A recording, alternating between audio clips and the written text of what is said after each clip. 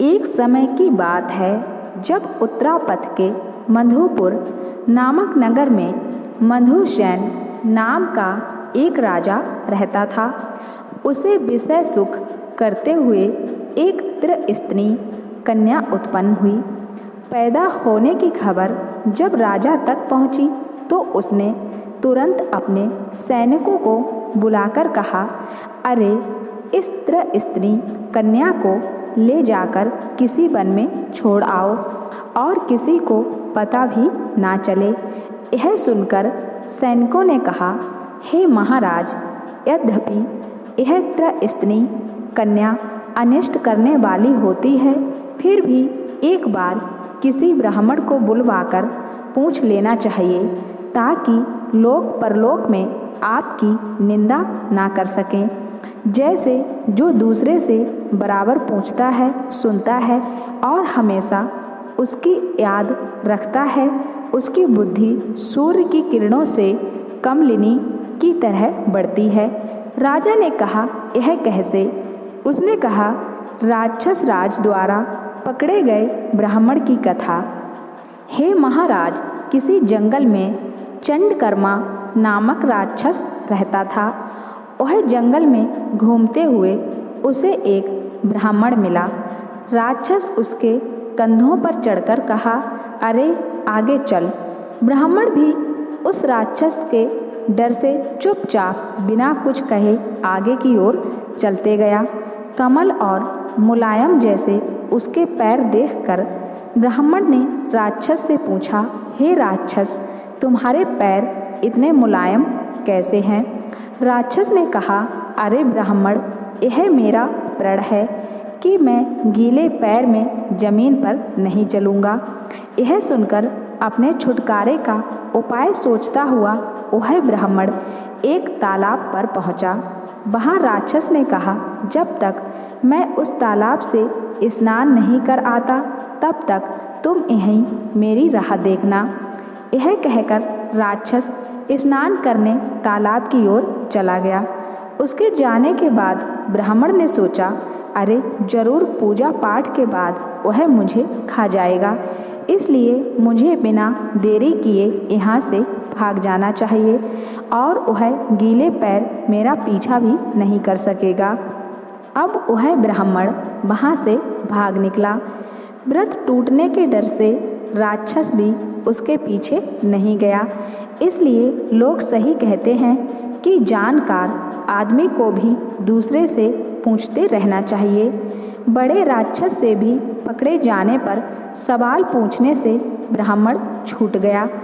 उसकी बात सुनकर राजा ने ब्राह्मणों को बुलाकर पूछा, हे ब्राह्मणों, ये मेरे यहाँ त्रिस्तनी कन्या का जन्म हुआ है, इसकी शांति का कोई उपाय है या नहीं?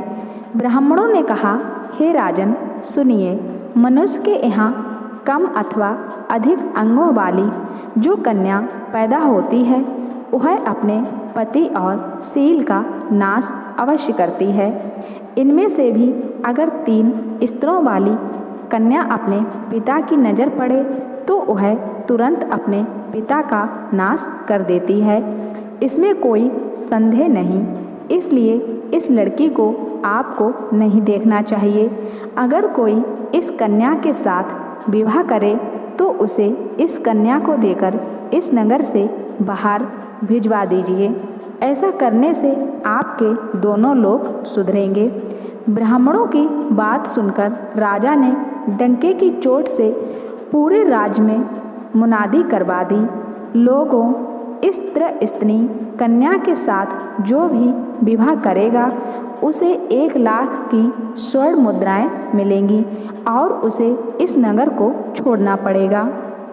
मुनादी किए हुए बहुत दिन बीत गए, मगर एक भी उस कन्या को लेने को तैयार नहीं हुआ। उसे एक गुप्त कक्ष में ही रखकर जवान होने तक पलती रही और बड़ी हो गई। उसी नगर में कोई अंधा व्यक्ति रहता था। उसका मंथरंक नाम का एक कुबड़ा उसके आगे लकड़ी पकड़ने वाला था। उन दोनों ने डुग्गी सुनकर आपस में विचार किया। भाग्यवश कन्या मिलती हो तो डुग्गी रोकनी चाहिए, जिससे सोना मिले और उसके मिलने से हमारी जिंदगी सुख से कट सके। उस कन्या के दोष से कहीं मैं मर गया तो भी दरिद्रता से पैदा हुई उस तकलीफ से तो छुटकारा मिल जाएगा। यह कहकर उस अंधे ने मुनादी करने वाले को रोक दिया और कहा, मैं उस राजकन्या से विवाह करूँगा यदि राजा मुझे उसे देगा। यह बात राजा तक पहुँचाई गई।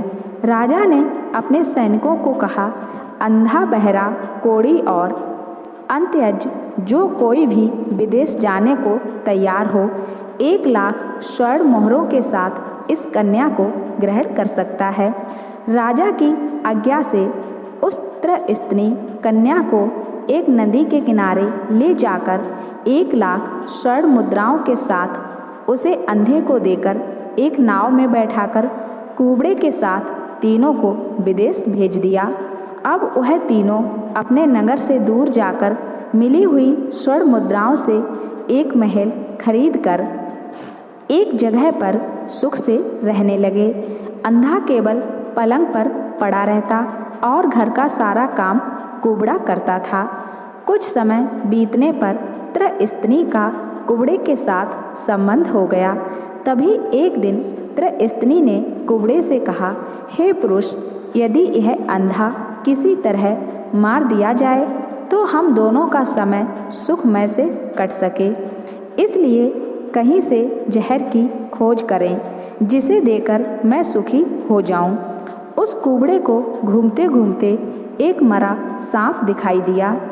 उसे देखकर खुशी खुशी घर लाकर वह त्रस्तिनी से कहने लगा, प्रिय, यह काला सांप मिला है। इसकी टुकड़े टुकड़े करके सौंठ इत्यादि मसाले मिलाकर और पकाकर मछली का मांस कहकर उस अंधे को दे देना। यह कहकर कुबड़ा किसी काम के लिए बाहर चला गया। घर के काम में व्यस्त उसने भी आग जलाकर काले सांप के टुकड़े को उसे मट्ठे में मिलाया और अंधे से विनयपूर्वक कहा, हे स्वामी, आपका मन चाहा मछली का मांस जिसे आप हमेशा मांगते रहते हैं मैं लाई हूँ, आप कड़छल से उसे चला दीजिए। यह सुनकर वह भी खुशी खुशी मुंह चाटता हुआ जल्दी से उठकर कड़छल से उसे चलाने लगा। मछली समझकर सांप के मांस को चलाते हुए उसकी विषैली भाप से उसके आँख के माड़े गल गए। इससे बहुत फायदा मानकर वह अंधा अपनी आँखों पर बराबर उसकी भाप लेता रहा। कुछ समय में उसकी नज़र लौट आने पर उसे वहाँ केवल सांप के टुकड़े दिखाई पड़े। फिर उसने सोचा, अरे यह क्या बात है, उसने तो मुझे मछली का मांस कहा था, पर यह तो सांप के टुकड़े हैं। इसलिए मैं त्रस्तिनी की चाल चलन दरियाफ्त करूं जिससे यह पता लगे कि मुझे मारने की साजिश उस कुबड़े की है या किसी और की। यह सोचकर और अपना भाव छिपाकर वह पहले से ही अंधे की तरह काम करने लगा। उसी समय कुबड़ा आकर बेधड़क उस त्रस्तिनी से लिपटकर आलिंगन करने लगा। जब अंधे ने यह देखा तो उसे कोई हथियार मारने के लिए नहीं मिला और गुस्से से व्याकुल होकर उसने पहले की तरह आग के पास जाकर कुबड़े के पैर पकड़कर अपने सर पर जोरों से घुमाते हुए त्रस्तिनी की छाती पर पटक दिया, जिससे कुबड़े के गिरने से स्त्री का तीसरा स्तन छाती में घुस गया और जोर से घुमाए जाने से कुबड़ा भी सीधा हो गया। इसलिए कहते हैं कि अंधा, कुबड़ा तथा त्रस्तिनी राजकन्या इन तीनों के काम भाग्य के अनुकूल होने से अन्याय से सिद्ध हुए। अर्थात भाग्य अगर अनुकूल हो तो सब काम बनता है, क्योंकि यही भाग्य का खेल होता है।